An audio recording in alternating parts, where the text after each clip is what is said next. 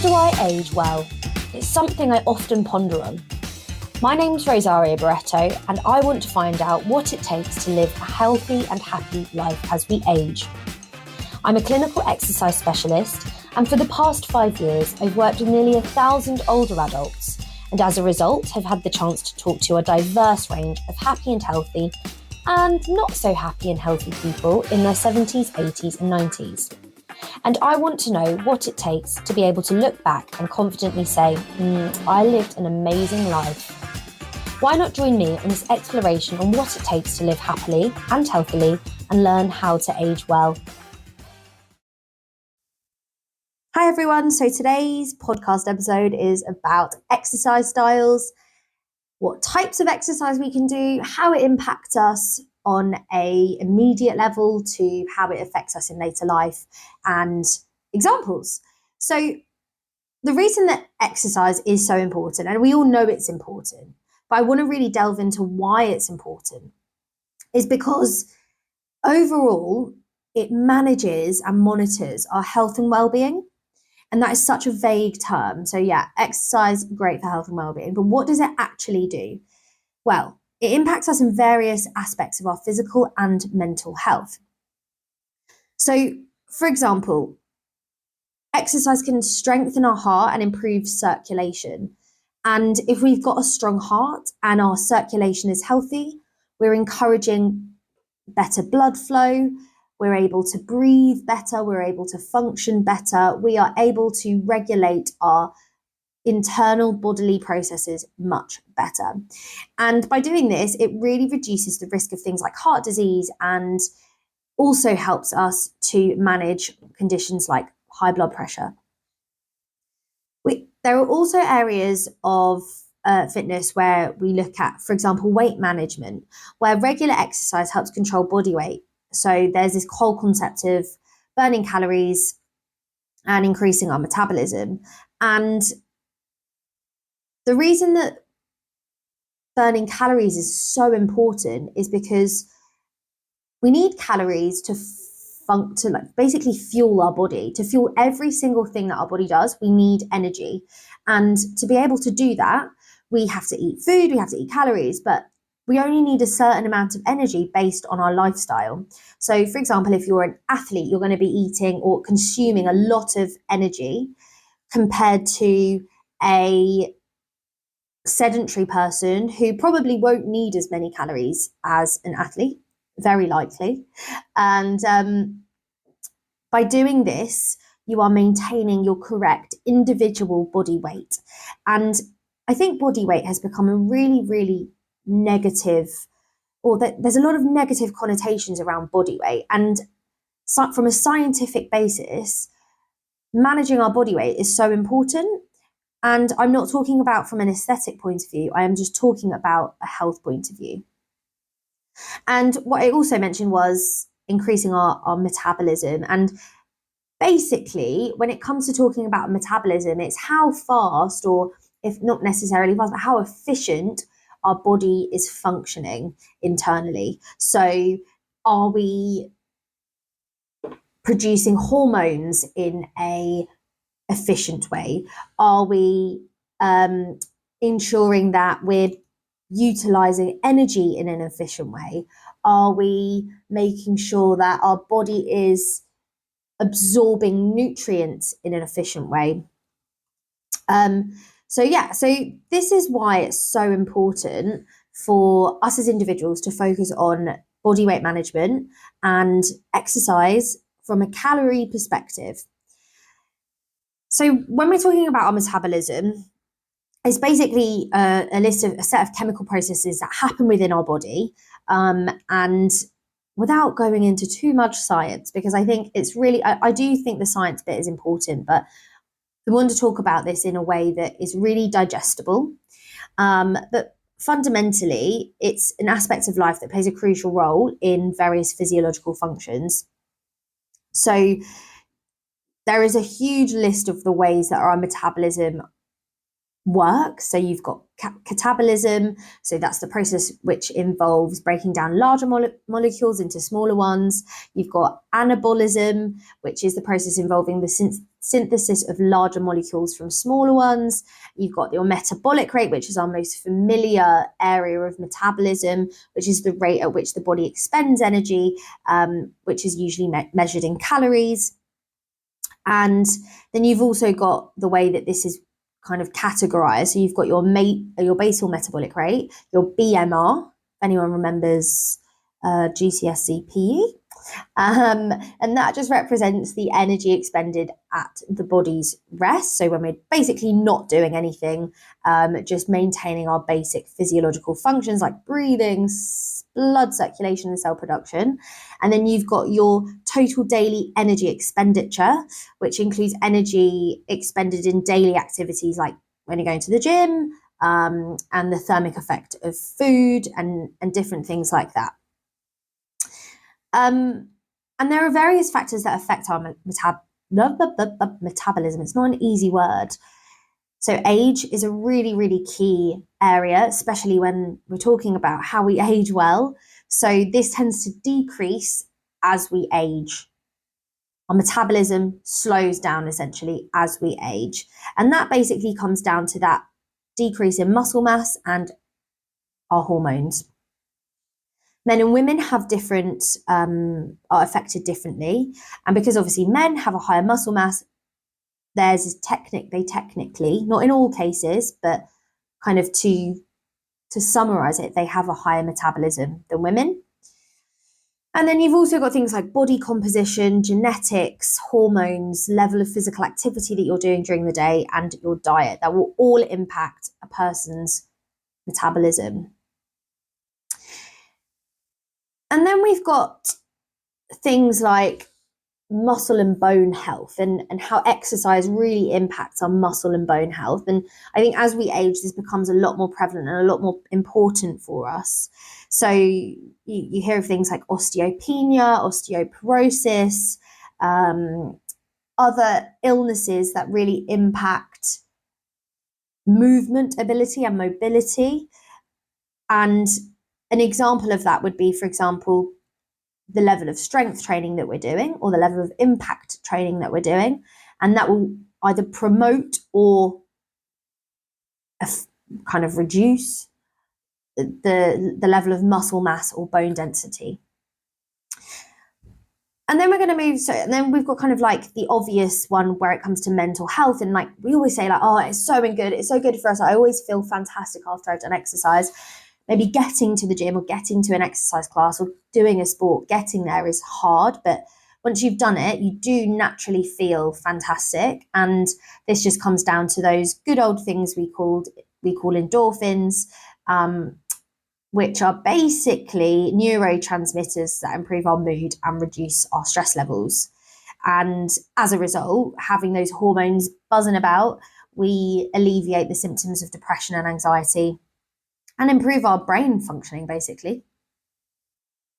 And there are other areas of well-being and health that I think in the past 5 years have been really highlighted, especially with the innovation of technology and these new products that you can find on the market. So you've got things like improved sleep. So you've got bands and smartwatches and all of these good things that are monitoring our sleep, and exercise can promote better sleep. So if you're somebody who's really struggling to sleep, rather than looking at it as from an aesthetic point of view, maybe look at it as I need to exercise just so I can sleep better, because fundamentally it's going to improve the quality and the duration of your sleep.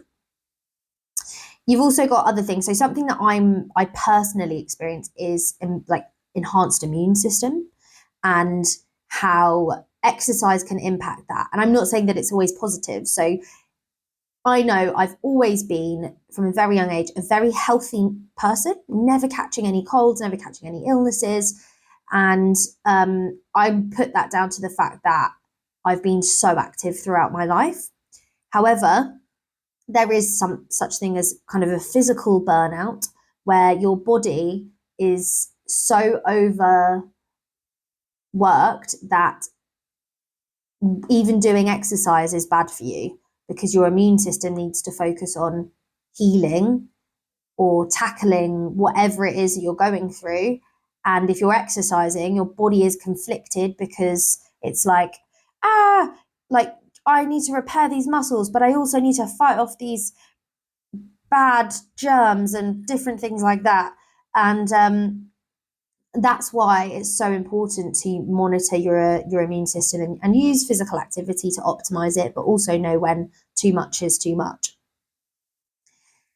And then we've got joint health. So those good old things we call knees and elbows and hips, and lots of areas that people potentially find injuries or they gain issues with those areas. And if we think about joint health, a lot of us go to, all right, like, yeah, 60s, I've got a hip replacement or a knee replacement, or I've got shoulder pain or whatever it is. Now, we can have this at any point of our life. If we've injured ourselves, if we've fallen and we've got an injury as a result of that.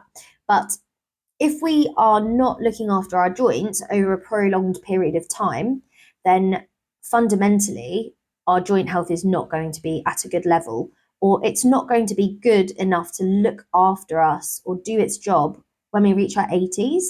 We put our joints under so much pressure and so much stress. And by giving them a little bit of TLC through exercise, you are optimizing your chances of avoiding pain and injury at a later point in life. Really good ways of managing joint health include doing stretches, so maintaining specific joint flexibility, and also strength exercises which support the movement or the biomechanics of your body. And additionally, one of the most obvious things is body weight. And if we look at body weight and people who are too heavy for their frame, we are putting so much force through our joints and they are going to suffer as a result. And then in the lovely essence of aging well, we've got longevity, and that all comes with longer life expectancy and better quality of life, being able to maintain functional independence and promote wholesome and holistic healthy aging. We are just doing everything that we can by exercising regularly, everything you can to optimize your chances of being I don't know what the word is without being offensive, but a fully working body. And that's what you want. You don't want to reach your 90s and have to feel like you're what a lot of stereotypical ageist kind of statements are. I feel old. Feeling old has nothing to do with all of these injuries. It's actually, I feel like I haven't done anything. I feel like I've neglected my health, and therefore that's why I'm suffering with this pain or whatever. So the last few areas of why exercise is so important is improved self-esteem and confidence. We've got social engagement and stress reduction, which we all know is so important. So the benefits of exercise are super cumulative and long-term. And as we engage in a variety of exercises, including cardiovascular exercise, strength training, flexibility, mind and body exercises, we're contributing to a well-rounded fitness routine, basically maximizing our health benefits all round. So I think it's really important to talk about what types of exercises we can do to optimize our health. And I'm going to go through 5 areas of types of exercises that we can do to optimize our bodies. So the most obvious one is our cardiovascular exercise. So this is basically movement over a prolonged period of time, usually more than 2 minutes. And the focus of this on an energetic level would be improving your energy levels over a long time and fundamentally your stamina. And the main benefits of this type of exercise are heart health and reducing the risk of cardiovascular disease. Get it? Cardiovascular exercise, cardiovascular disease, and improving our circulation. And by doing cardiovascular exercises, we can help maintain our muscle mass, but also it focuses on the muscle fibers that are required when we are doing activities like swimming, running, or cycling. And to put that into perspective from somebody who's maybe not super active, walking or standing for long periods of time, doing laundry for hours and hours and hours. So that's what enables us to do it properly without hurting ourselves. We've also got the hormonal level of cardiovascular exercise, which is so important for our mood and stress relief. So if you're someone who's vulnerable to anxiety and depression, start doing that cardiovascular exercise. Start moving more. Start doing longer periods of training, whether it's 20-minute cycles or even just a circuit. That could be classified as cardiovascular exercise. And then we've got the bones and later life section of cardiovascular exercise and how that improves our likelihood of having or being physically independent after 90, which it may not directly impact bone density because it depends on the type of cardiovascular exercise, but it can indirectly benefit your bone health by maintaining your overall health. The next one we're going to talk about is strength training. So strength training is my favorite type of training, and it does what it says. It improves your overall strength. So there can be cardiovascular components of strength training. So for example, if you are doing a high rep load, so you're maybe doing 20 to even 50 repetitions of something that is quite heavy, that is engaging an element of strength. But usually when we're talking about strength, we're thinking or referring to lifting heavy things or doing something at our maximum capacity. So for example, a deadlift is a really easy way of explaining this.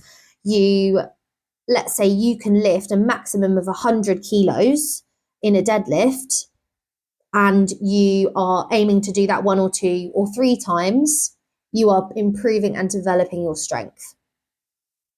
And therefore fundamentally you're increasing your muscle mass, which then increases your strength. And with strength training, we have the release of our growth hormones and testosterone, which are vital for body regulation and lots of other areas of health. Now, I'm not a hormonal specialist, so I'm not going to go into too much detail about that.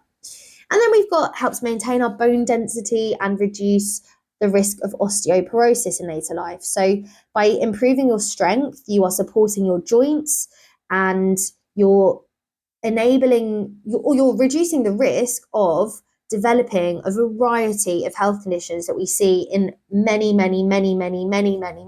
people over the age of 70. I mean, even 60, you might have arthritis in your fingers, you may have arthritis in your shoulder, you may have arthritis in your spine, different things like that. And it's usually as a result of not having enough muscle mass. And fundamentally, then you are just inflaming the joint areas. And examples of what we can do, I said like a deadlift exercise, so anything weightlifting based or anything resistance training based can focus on those strength areas. You can do body weight exercises for strength, but I'd always encourage focusing on heavy when you're looking at strength itself. And then we've got flexibility and stretching.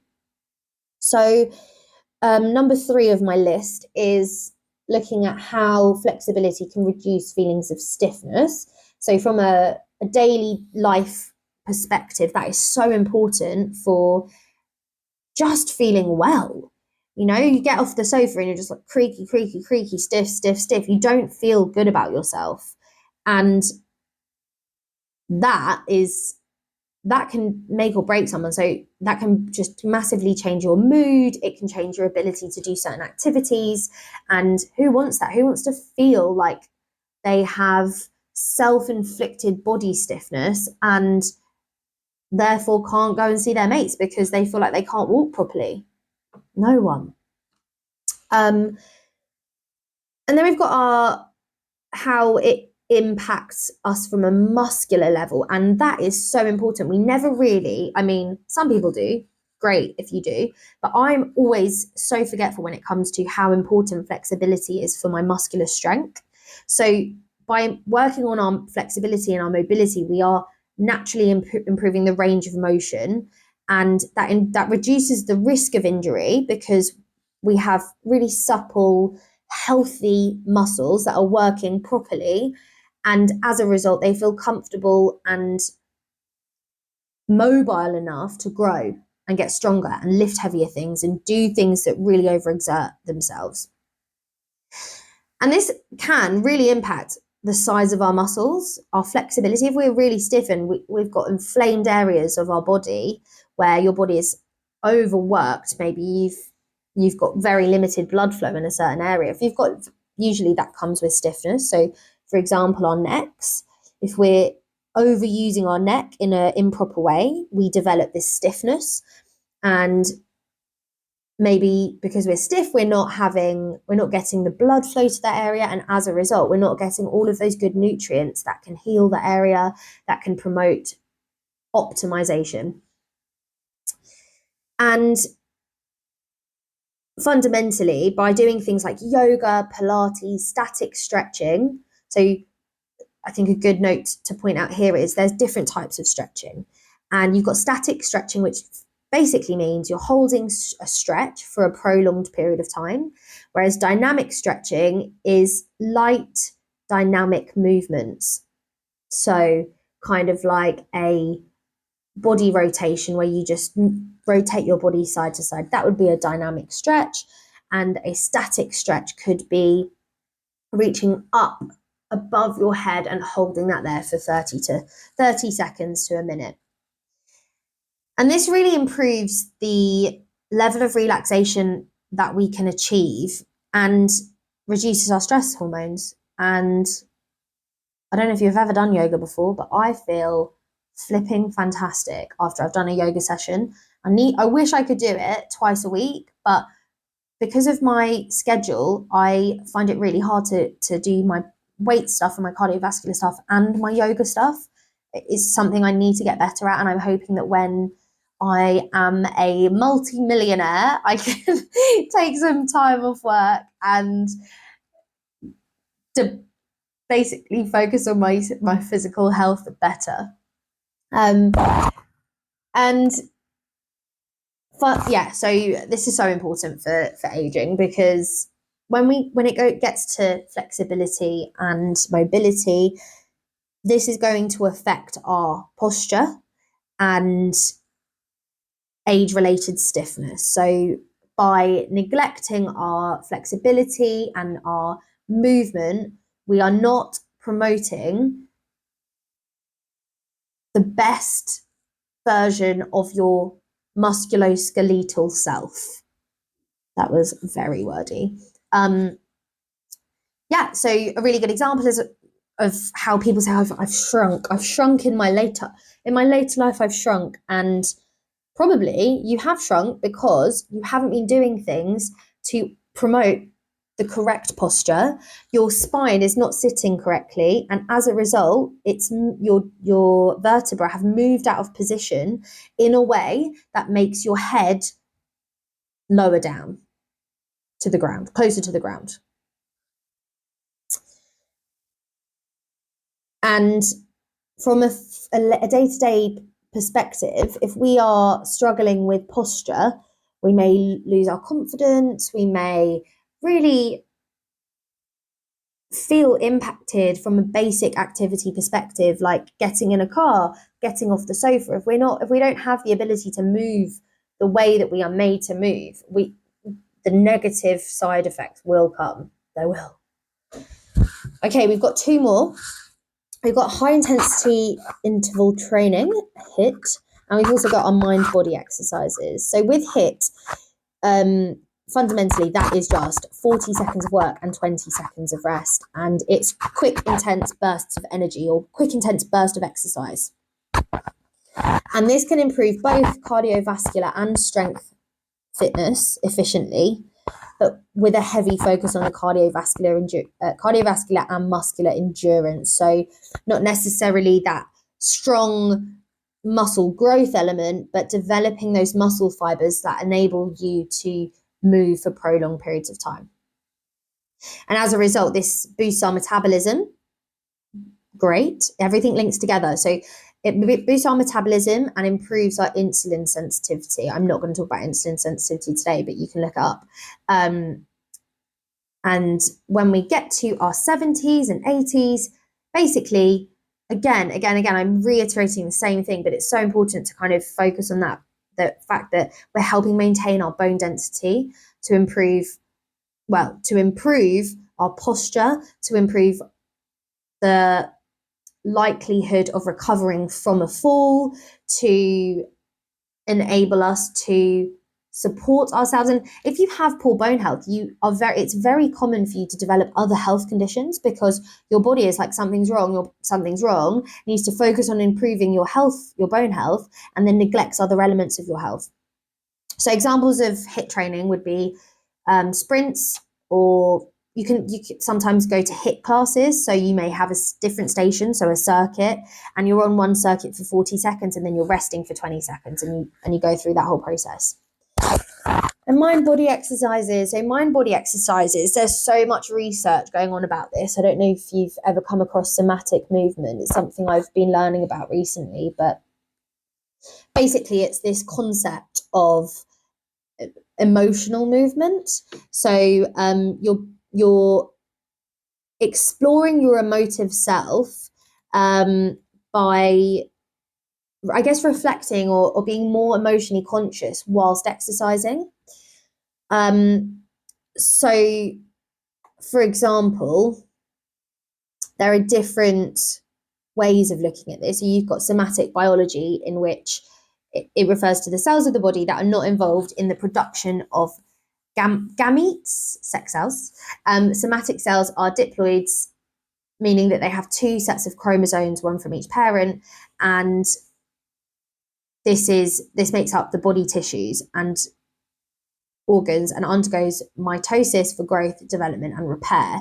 So there's the repair element of the biological relation to somatic movement. You've also got the psychological element. So the physical body or bodily sensations, in which the symptoms or disorders are conditions which are physical symptoms and present without clear medical explanation. So a really good example of this would be fibromyalgia.